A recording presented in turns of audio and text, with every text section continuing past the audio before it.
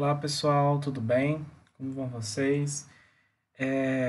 A gente no primeiro bimestre estudou, né, sobre gestão financeira, os indicadores de liquidez, e agora então a gente vai fechar esse conteúdo e vai para encerrar esse primeiro bimestre. Bom, antes de fazer isso, eu vou então retomar, fazer uma revisão, né, de todos esses conteúdos sobre o indicador de liquidez.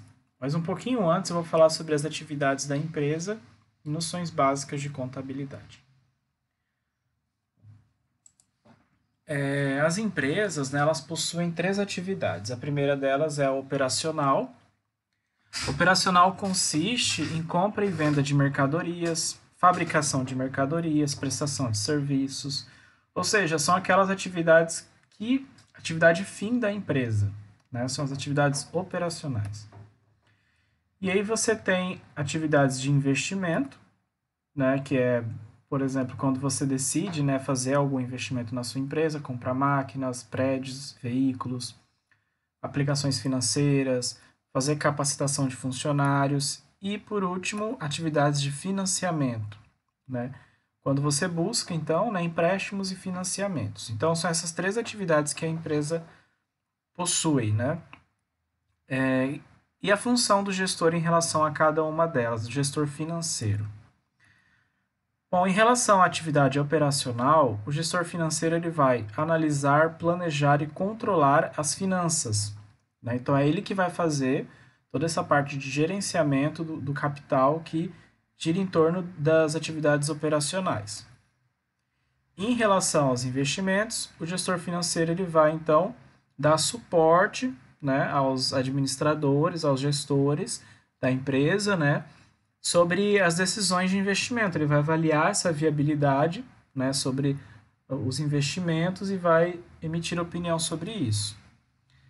Além disso, ele também vai emitir opinião sobre os financiamentos, a necessidade de se fazer financiamentos para dentro da empresa, né? Então, a função do gestor em relação a essas três atividades é essa, certo? Agora vamos para as noções básicas de contabilidade. Bom, noções básicas de contabilidade que a gente trabalhou em sala de aula foram as demonstrações contábeis. A primeira delas, demonstração de resultado, e a segunda, balanço patrimonial. Então vamos lá. A demonstração de resultado é a demonstração contábil que mostra se a empresa teve lucro ou prejuízo, qual foi o resultado econômico dela, né, contábil, durante um determinado período. Geralmente, a demonstração de resultado ela é anual, porém ela pode ser mensal, trimestral, bimestral, semestral, enfim. Ela é durante um período de tempo, né? Então aqui a gente tem uma forma de organização dela que é ela tem uma forma dedutiva, né? Ou seja, ela começa aqui da receita bruta, do valor total de faturamento, e ela então vem deduzindo todos os custos e despesas até chegar ao resultado, né? Então ela tem essa organização vertical, né? Vem diminuindo lá de cima da receita bruta, tira os impostos, né, que incide sobre as vendas, por exemplo, ICMS, IPI, né, impostos sobre as vendas, né? Outras deduções também, como devoluções de mercadorias, isso também entra aqui. Aí vem receita líquida, que é a dedução dos impostos em relação à receita bruta, né? Então aqui você diminui 350 mil menos 80 mil, 270 mil. Aí tem o custo de mercadoria vendida, 65 mil aqui nesse caso, né? Receita líquida menos o custo de mercadoria vendida, então nós temos o lucro bruto, tá? Custo de mercadoria vendida, que no caso são nas empresas comerciais, né? Se for indústria, então custo de produtos vendidos, né? Diferença de produto para mercadoria, que produto a empresa produz, né?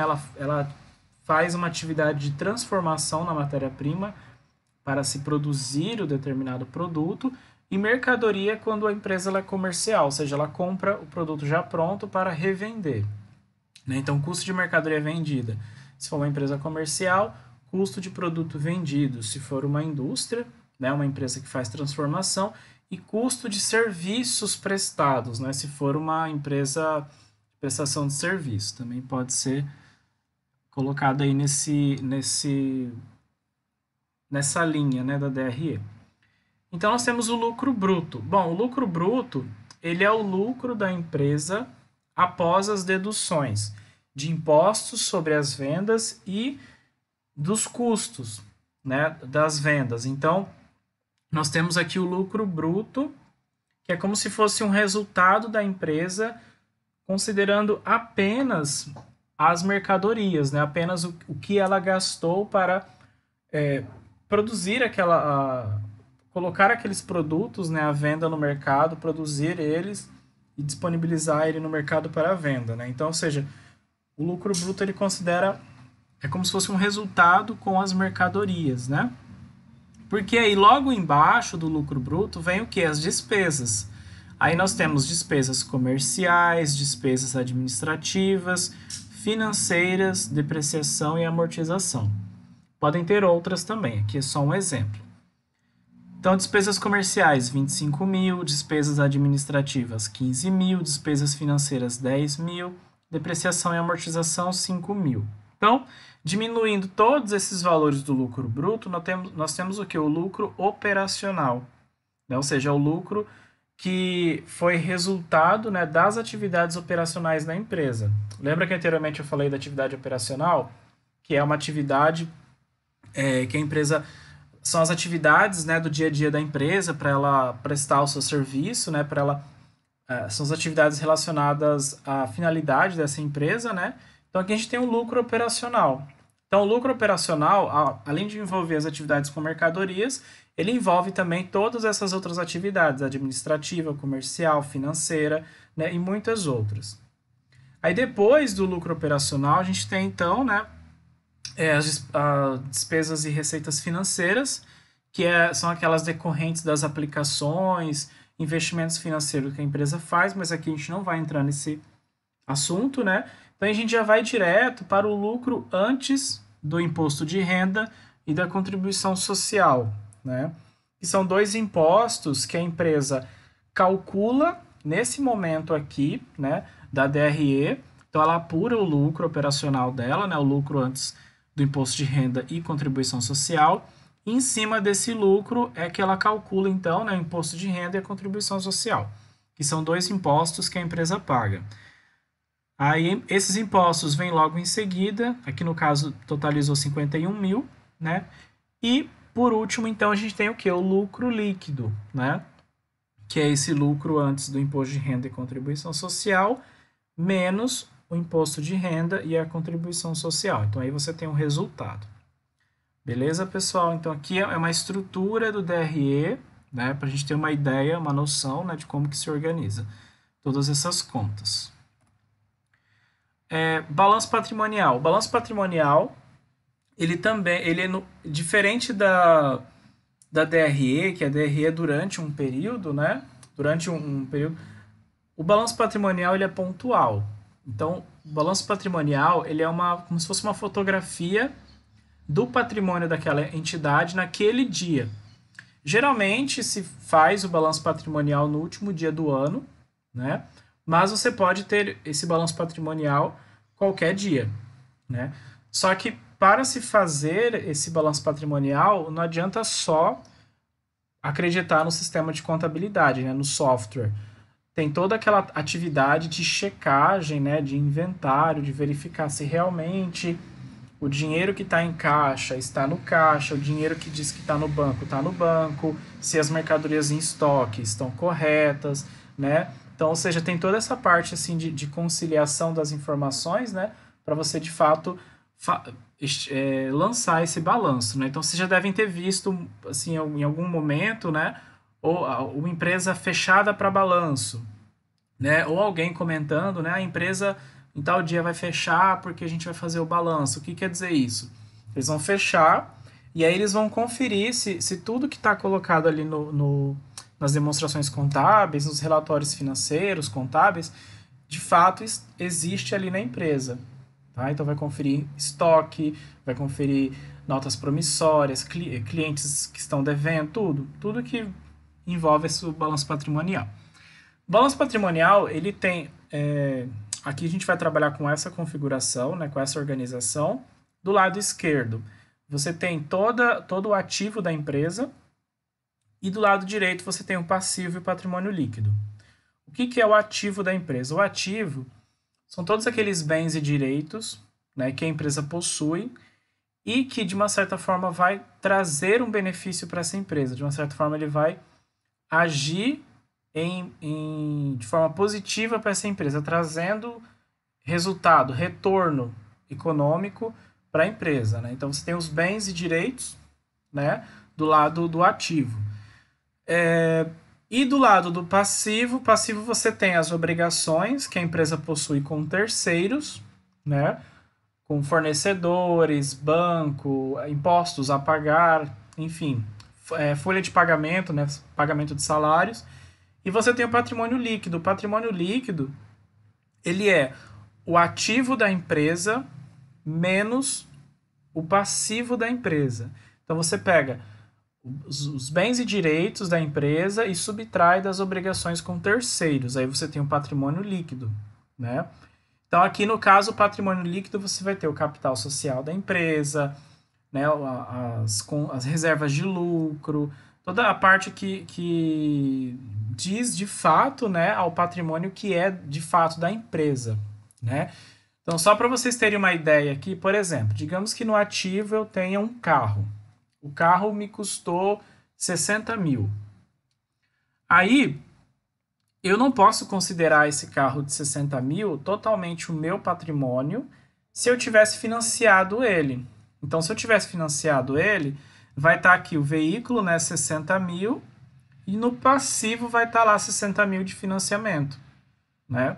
A partir do momento em que eu pago esse veículo, aí sim eu posso considerar ele como meu patrimônio, porque, ou seja, eu não estou mais devendo ele para a empresa. É claro que do ponto de vista legal, ele se ele tiver no meu nome, né, ele é meu, mas o fato de eu ter uma dívida, né, decorrente dele, a gente não pode considerar que ele é 100% meu. Né? Então, é por isso que a gente tem essa configuração aqui do ativo, passivo e patrimônio líquido.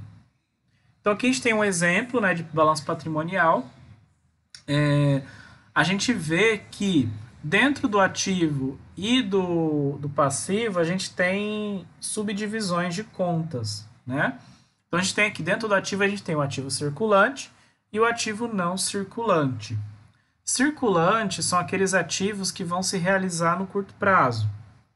E ativo não circulante são aqueles que vão se realizar no longo prazo. O que é curto prazo dentro da contabilidade?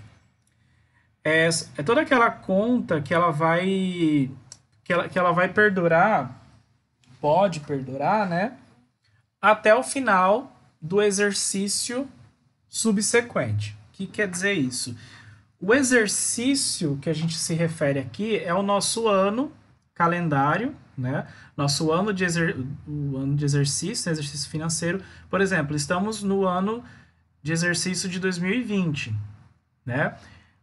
O exercício subsequente é o exercício que vem logo em seguida, ou seja, se a gente está em 2020, o exercício subsequente é 2021.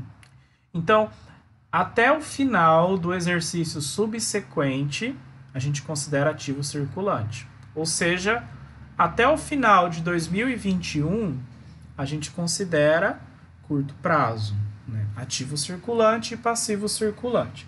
Mas o que quer dizer isso? Bom, caixas e bancos, duplicatas a receber e estoque, geralmente a gente coloca aqui no circulante, por quê? Porque são contas que vão se realizar, né? Ou seja, elas vão se movimentar antes desse período, né? Se eu tiver alguma duplicatas a receber no longo prazo, digamos que eu seja um banco e eu esteja emprestando dinheiro para uma pessoa para ela pagar ao longo de 4 anos, né? As parcelas que ela vai ter que pagar até o final do ano que vem ficarão aqui, ó, duplicatas a receber, nesse valor aqui.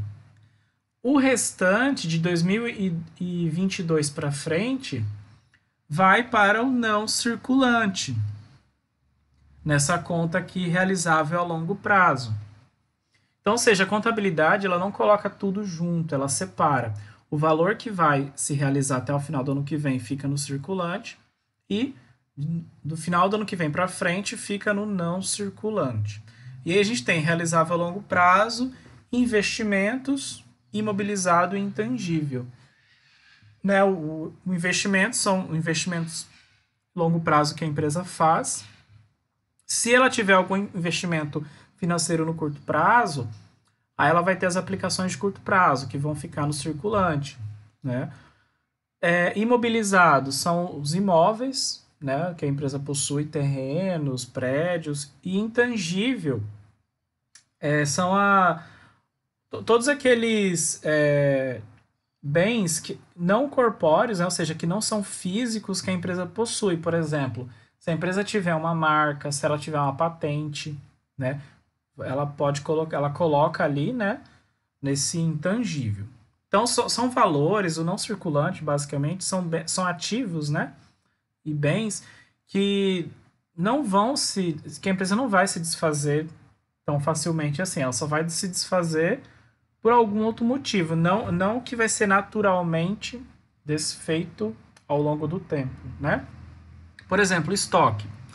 Seja estoque de mercadoria, seja estoque de material de limpeza, material de escritório, ela sempre vai estar comprando e utilizando e consumindo ou vendendo. Né? Isso vai ser uma coisa que vai estar girando na empresa, então fica no circulante. Né?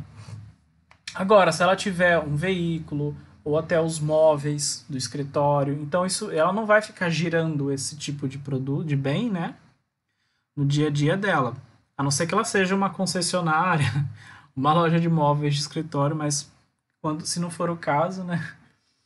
E o passivo, então, né, também tem essa mesma lógica, circulante e não circulante. Circulante de curto prazo, não circulante de longo prazo. É muito importante a gente entender esses conceitos de curto e longo prazo, porque isso vai ser fundamental lá na frente para entender os indicadores. Então, aqui você tem passivo de curto prazo, fornecedores, salários a pagar, impostos, duplicatas descontadas. Nesses casos aqui são contas que, de uma certa forma, elas vão se realizar rápido, né? Ou seja, fornecedores, eu vou ter que pagar no próximo mês, daqui a 2 meses. Salários, todo mês eu estou pagando. Impostos a pagar também. Todo mês eu estou recolhendo, né? E não circulante, empréstimos. Por exemplo, se eu fiz um empréstimo para pagar ao longo de 4 ou 5 anos, né? Aqui também tem aquela mesma regra do circulante, viu? Empréstimos a serem pagos até o final do ano que vem, eles vão ficar aqui no circulante. E os empréstimos que ficam no não circulante são aqueles que eu vou pagar a partir de 2022. Janeiro de 2022 eles aparecem ali. Então as parcelas, né, do financiamento vão todas somar e vão ficar aqui o valor total delas no circulante e não circulante. E aí nós temos então o patrimônio líquido, né, capital social, reservas de lucros. Nesse caso aqui, o patrimônio líquido, então, ele é a diferença do total do ativo e do total do passivo. Né? Bom, por questões assim do método de partidas dobradas, para cada débito tem um crédito de igual valor e tudo mais, né? Para cada conjunto de débitos tem um conjunto de crédito de igual valor.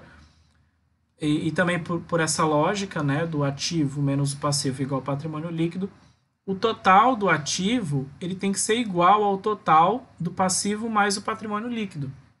Né? Então, esse total aqui tem que ser igual, né? Tem que bater esses valores aqui. Bom, então, sobre a revisão, né, do balanço patrimonial, falta só falar um último tópico, né? Das situações patrimoniais, né, que são possíveis de serem encontradas. Ativo maior que passivo, a gente tem uma situação patrimonial positiva. Ativo menor que passivo, a gente tem uma situação patrimonial negativa. E quando ativo é igual a passivo, a situação patrimonial ela é nula. Em termos práticos, o que quer dizer isso, né? Por exemplo, esse balanço que a gente viu aqui, a gente tem ativo maior que o passivo, então o patrimônio líquido ele é positivo. A gente vê aqui 300, né? Se o ativo fosse igual ao patrimônio líquido, se o ativo fosse igual ao passivo, a gente teria uma situação nula, ou seja, o patrimônio líquido ficaria zero. Isso é possível? É possível. Agora, se o passivo fosse maior que o ativo, o patrimônio líquido seria negativo. Tá? Então, tem essas situações aí. Tá certo, pessoal? Então, a revisão que eu tinha para fazer sobre atividades da empresa, noções básicas de contabilidade é essa. Na próxima aula, então, a gente vai entrar na parte dos indicadores financeiros. Tá bom? Um abraço, até mais!